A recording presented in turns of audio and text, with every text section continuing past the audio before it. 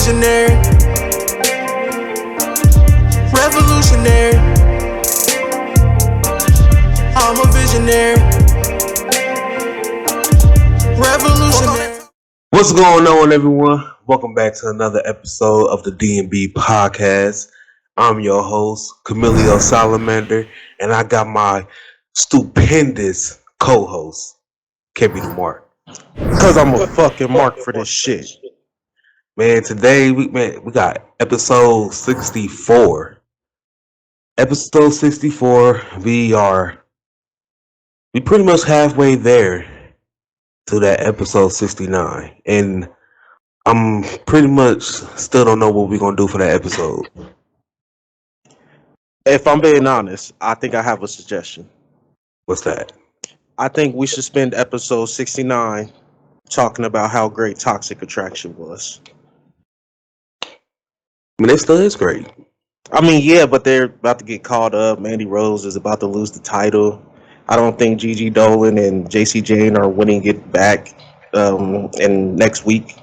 So, you know, I just don't know. I don't know. It feels like they're getting their call up. Yeah. I mean, yeah, especially with Triple H being head of creative and everything now. But we still got some time to think about exactly what we're gonna talk about for the episode 69. But as of right now, we got the SummerSlam predictions. Now, I have to beat KB in order for him to put the title on the line the next pay-per-view. No.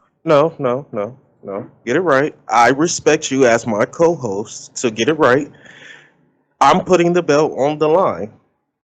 Oh, so right you're going now. to put the belt on the line. Yes, Okay. I said this. This is exactly what I said. I said there's a caveat. I will put this on the line at SummerSlam. But if you lose, you have to get in tune with the family. Because everything that we do it for the family. And you haven't stepped in line yet. So this will be your last time. And if you lose, you will get in tune with the family. All right, that's the deal. So we're gonna start it off with the first match. I'm not sure if this is in order or not, but we're just gonna take it as go. We got the Mysterios versus the Judgment Day in a no disqualifications match. I want to say the Mysterios so much, but I just think there's something about the Judgment Day. And I think this is kind of going to be the moment where Dominique finally might turn on his dad and join the Judgment Day. I mean, he said he was going to join before, but it was under pressure because what they were doing to his dad. But it could be a thing of, because it seemed like every time they be preaching and they talking to him, it seemed like he really be listening. So that kind of got me intrigued on what they going to do with him. But to lock it in, I'm going to go with the Judgment Day. No. I'm thinking this is why I make a mistake on, because I second guess myself, but I don't go with my first instinct. I'm going to go with the Mysterios. And they're going to win because Edge is going to return. So you're going with the Mysterios. Yeah. You know, a part of me feels like when Vince was running this, the clear direction is Dominique turning. Mm-hmm. Triple H said he wanted to make this a SummerSlam to remember. I'm going to go Judgment Day after Rey Mysterio turns on his son. You'll still get the return of Edge. But that's just to cover up. Because when Edge coming back, you'll think the Mysterios are going to win. But then that's when you get Rey turning on Dominic. Doesn't join the Judgment Day. But he just does it to kind of, not so much get in his son's head, but to let him know, like, I know you thought about it. And the fact that you even said yes to spare me, I don't like that. Because he's the ultimate babyface. And that would be something to make SummerSlam memorable. Rey Mysterio turning heel on his son. I don't I'm think we gonna. ever seen a heel Ray here in WWE. This will be the time. His career's winding down. This could be the time. Yeah. And to Nope. me, it'll make Rey Mysterio more interesting. I can see that. Next up, we got Logan Paul versus The Miz. Now, I'm gonna go with The Miz on this one. Everybody know, the celebrity always win, but since Logan Paul signed a multi-year deal with WWE, I think this is going to be a long-term feud with Logan Paul's career. It's going to be with The Miz. I think The Miz going to pick up the first win just to show you, like, I'm a vet. I do this type shit. But the second time they kick off, which will probably be at Clash of the Castle. That would probably be the second time they run this back, and then I can see Logan Paul picking up a win there. So you're going to Miz? Yes. I'm actually going to go Logan Paul, and I think Mariz is gonna be some shenanigans where she hits the Miz trying to help him, and that's how Logan Paul picks up the win. I don't know. That one, this match can go either way for real. But we got the United States Championship match. We got the Almighty Bobby Lashley versus Austin Theory. I'm going to roll with Bobby Lashley. I don't think Austin Theory is gonna. I think he's gonna lose, and then I actually think he either is not going to cash in or he's going to have a failed cash in. Yeah, I'm gonna stick with you. I'm gonna stick with the almighty WWE United States Champion Bobby Lashley. I really don't see him lose, and they're really doing a good job at reestablishing him as a top guy. Like we always knew he was a top guy, but he kind of like had that mid card feel to him after that. What I thought was an amazing WWE Championship run.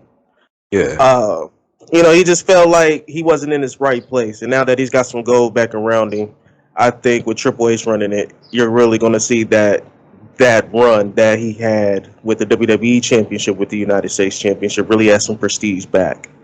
All right.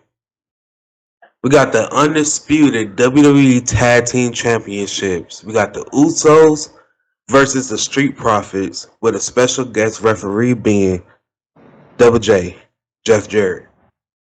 Well, okay, now before you continue, let me just ask you this, without giving away your pick. Do you feel like Jeff Jarrett just automatically leans towards one team?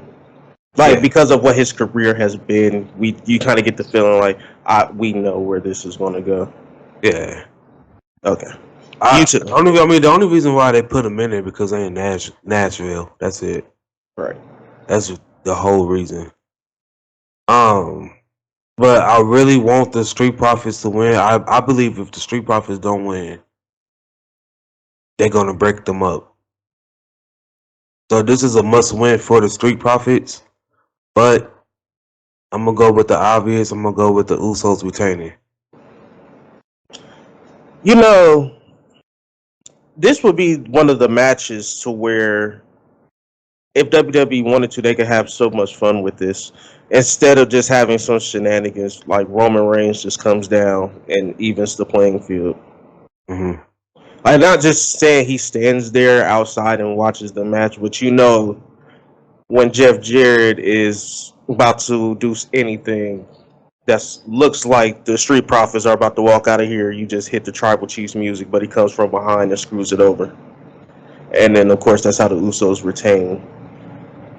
Because I think they're going to go with Dawkins turning heel, which that's fine. There's nothing wrong with that.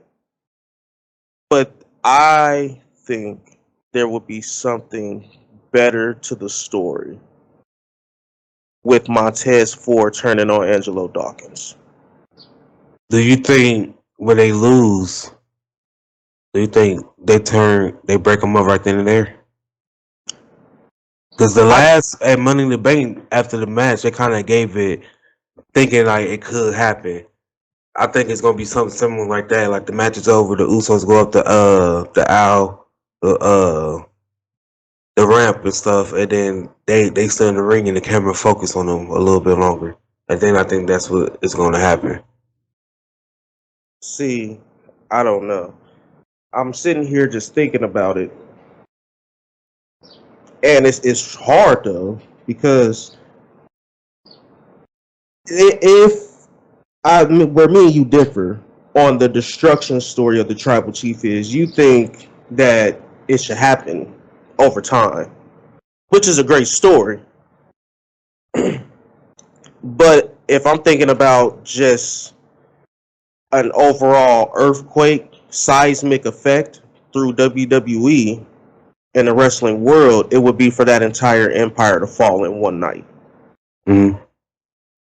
And then I would damn near want it back to back. So the Usos would have to be the co-main event. The Usos lose, but they lose in a dominating style. They never stood a chance. Now that's already created the fear. Oh, the Usos lost. Anything could happen now. Roman Reigns might step out here for the main event and lose. And then boom, he loses. Bloodline destroyed in one night. It'll send seismic effects through the entire wrestling landscape. Other than spreading it out over time. Because then I feel like, well, now I'm just sitting here waiting for it. When you can just, boom, give it to me in one night. Right. I'm not saying that works every time, but with the group this dominant, you kind of want to see it all implode in one fell swoop. Because the way that they booked the Roman Reigns and Paul Heyman character, if they have time, they'll figure it out. So you want the destruction to happen in one night, probably within 45 to an hour and 30. So that's damn near 2 matches. Mm-hmm. And that's how you go off the air. That would be a shocker, though. It'd be a hell of a shocker. Yeah, that's what I'm saying. But in this match, if they're going to go Street Profits, what do you do with Roman? He's not losing to Brock. And the only reason I can see him losing to Brock is if you're about to secure an Austin Theory cash in. But I don't think he really needs the world title now. This was great exposure into the main event scene. You can be in that low tier main event and you can work your way up. You aren't quite ready. That Money in the Bank should be for people who you are exclusively ready to get them in the main event scene, but you don't want to disrupt any storylines that you have going on with said people. Because then you could just insert Money in the Bank, boom, they take the title, they still have their story, hey, they can fight for number one contendership. You finish out the feud. Right. That's all I'm saying. But my prediction, you're going Street Profits. No, you said you're going Usos? Yeah. I'm going to go Street Profits. I think this is the night. All right. Next up, we got Pat McAfee versus Happy Corbin. I'm gonna go with Pat McAfee. He's undefeated on the main roster. You going Pat McAfee? Yeah. I picked Logan Paul for the first celebrity match. I'm going to go Baron Corbin. You know why? Because Baron Corbin doesn't get any big wins. You know, well, his character is like one of the ones that really don't need it, though. It kind of seemed like that. Because he's still going to be relevant either way. Yeah, but, I mean, Baron Corbin... When's the last time Baron Corbin was on a premium live event outside of a Big Four? I don't think he had a match on the... That was how long ago? True. Like last year? No, I'm trying to think. Has he been on any premium live event outside of a Big Four? It had to. He fought Madcap Moss on a couple. Yeah. Or did they put that on Friday Night SmackDown? Nah, he was on a couple. He was on a couple. I gotta know. But yeah, I'm gonna go Baron Corbin. Baron Corbin. This is the type of win that you can give that Baron Corbin character. And then with Pat McAfee still degrading him on live commentary, you could always run it back at another premium live event. What's after Clash of the Castle? Clash of the Castle will be Extreme Rule. No, I don't know. They didn't announce it yet. Oh, Extreme Rules. Yeah. Then after that would be Crown Jewel. But then we'll go back to Saudi, which will be They're November. going back to Saudi. Yeah, the beginning of November. Then the end of November will be Survivor Series. But Corbin, he was on. Was he? No, he wasn't on. Okay, I thought he was on Money in the Bank. Guess not. He wasn't on Money in the Bank. I thought he was. See, that's just crazy. He was on Hell in the Cell. That's one. That was in June. No, that was just last month. You know, Baron Corbin just seems like a guy or his character just seems like a guy who's never on anything. But then you look back, you're like, oh, there's WrestleMania Baron. Backlash. So he was on two of them so far. If he was on Money in the Bank, then he would have been on every one. Besides the Big Four, he would be on every major pay-per-view, premium live event, I should say. But so far, just because he missed Money in the Bank, he's been on two. So this is the beginning of this year. Yeah, so this is the match that Baron Corbin can win. And it's over Pat McAfee. I think a loss hurts him more than a win hurts than a win for Pat McAfee. Right. Like this, I think losing to Pat McAfee would destroy the character. I feel like he had to come back as something else because Happy Corbin ain't it. Right. Next up, we got the Raw Women's Championship match. We got Bianca Belair versus Becky Lynch. I'm going with Bianca Belair. She's gonna defeat Becky and finally put an end to this feud.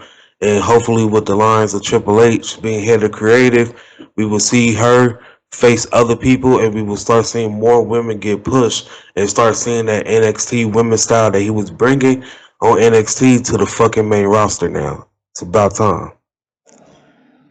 I think Bianca Belair is going to win this match. I think she's going to beat Bayley in probably 30 seconds. She's not going to beat Becky Lynch's record, but she'll probably beat her in 30 seconds. And then that's when you hear the return of the role model. Bayley? Yes. Yeah. And I'm not going to lie to you. Bayley might be the thing to jumpstart the Raw Women's division. I say Asuka is going to get the push that she deserves. She's going to look way much better. Liv Morgan, she's going to get the push she deserves. And speaking of Liv Morgan, who do you got, Liv or Ronda Rousey?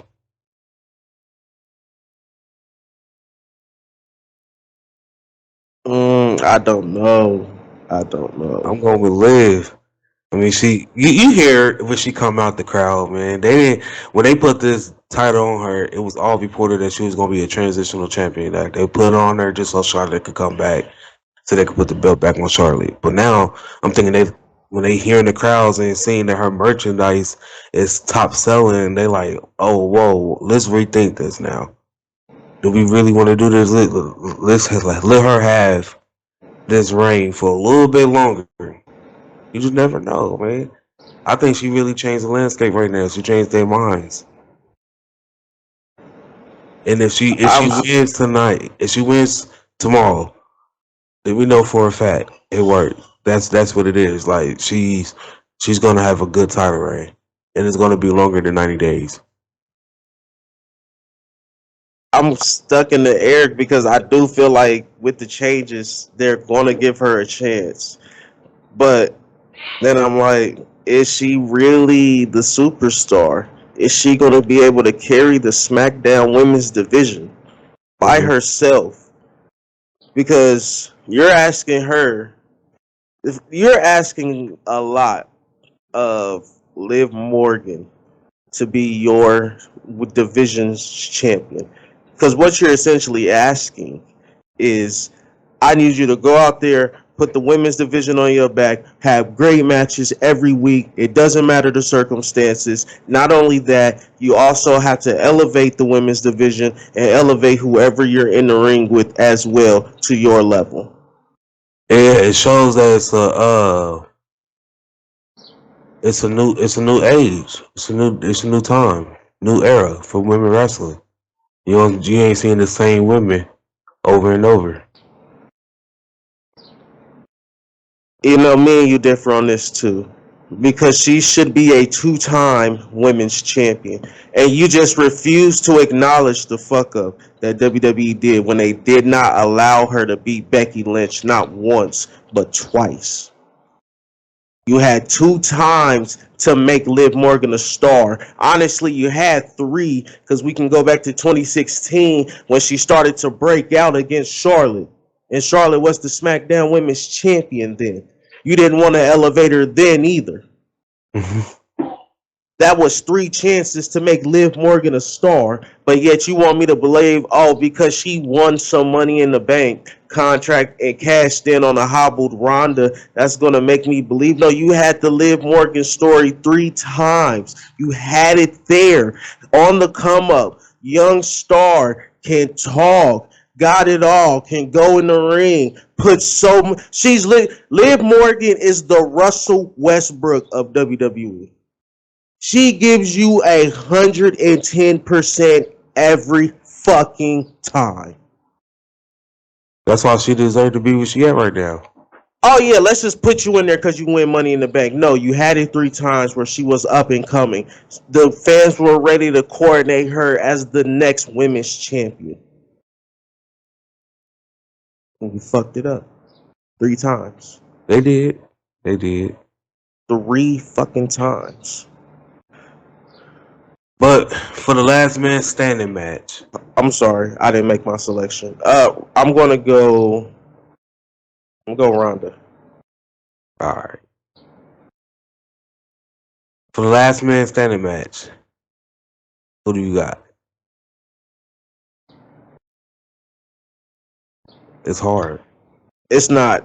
I said this and I'm gonna stick by it because I do believe there is a new age. That match will end with Austin Theory being the WWE Universal Undisputed Champion.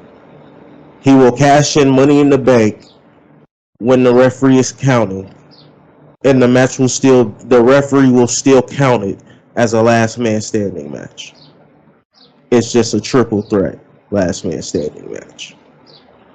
And Roman and Brock will not answer the call, and Austin Theory will walk out of there without having to do a damn thing. It's going to go down as probably the greatest cash-in of all time because he literally did nothing. He walked in, handed the referee his briefcase, referee continued the count. They don't get up. Austin Theory is still on his feet.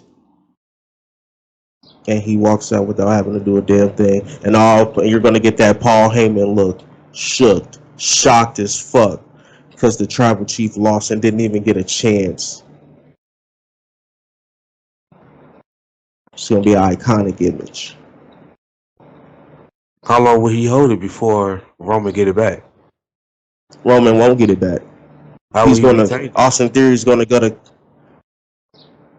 What you mean? He's not retaining. Austin Theory's going to cash in. No, I'm talking about in the future, like the next pay-per-views, premium live events. But Roman will get his get back, basically. Oh, that'll happen somewhere down the line, but he's not winning it back. They're going to run Drew McIntyre and Austin Theory. You see, they already had the match on Monday. Mm-hmm.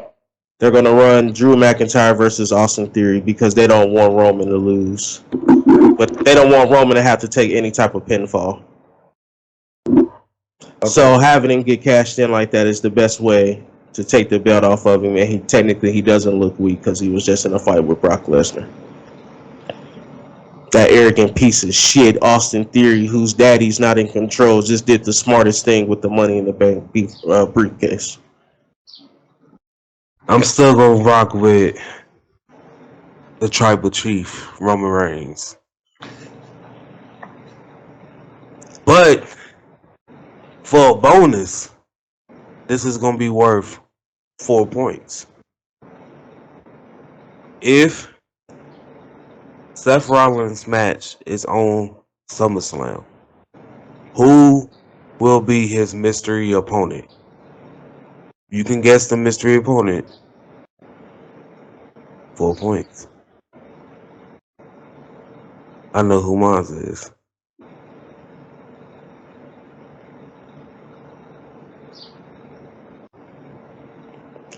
Who are you thinking about? I'm gonna go out on a whim, and I'm gonna say Johnny Gargano. I was gonna say Johnny Gargano. Johnny Yeah. Gargano. The question is, does Seth Rollins win? I don't know. I really don't. Does Johnny come out to Rebel Hearts? Yes. Well, You yeah. I you think know, theme songs is gonna get better since Triple H is head of control. you know, however many people in that stadium, they're gonna go nuts when they hear Rebel Hearts. Yeah, they gotta go out for a bang. Do you open with that? No, No. I'll put it right in the middle. It could be the third or fourth match. You bring out Seth Rollins first, or you hit Johnny Gargano's music? You hit Seth first. I see. Yeah. I hate that shit. You could do a thing like backstage or whatever. Have him talking to Triple H, and Instead, Triple H be like, talking to him like, hey, since your match was canceled, I seen that your tweet went out. I seen that you've been working hard, and I see that, and I agree to everything that you say, and I hear you. So I'm still gonna give you a match. You earn your way to be on SummerSlam card. I'm gonna give you your match.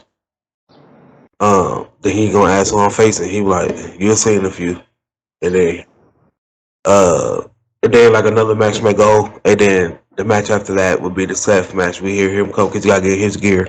So they'll let another match go, and then after that match is over, Seth Rollins' music here, he come out to the ring.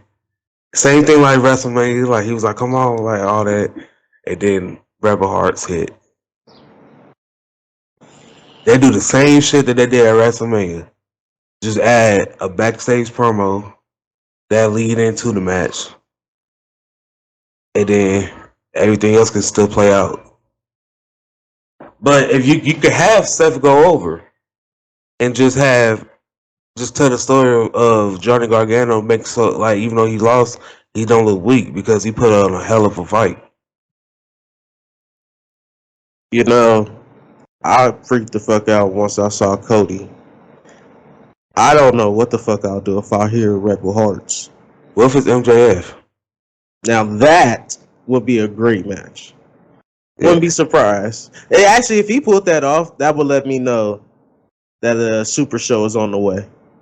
And I think that's a $2 billion pay-per-view. They could do something. They could do some major shit. Look, the Horseshoe in Columbus can sit over 100,000 people. I think they said its capacity is 110,000. Mm-hmm. You know that's probably going to be close to. Well, we know. If I'm being honest, I think that's probably over a $5 million gate. That's just what they. He could do the numbers. That's what I'm saying. And I think that show altogether, each company could walk away with $1 billion. Spread it out over 3 days, because there's so much talent on both rosters.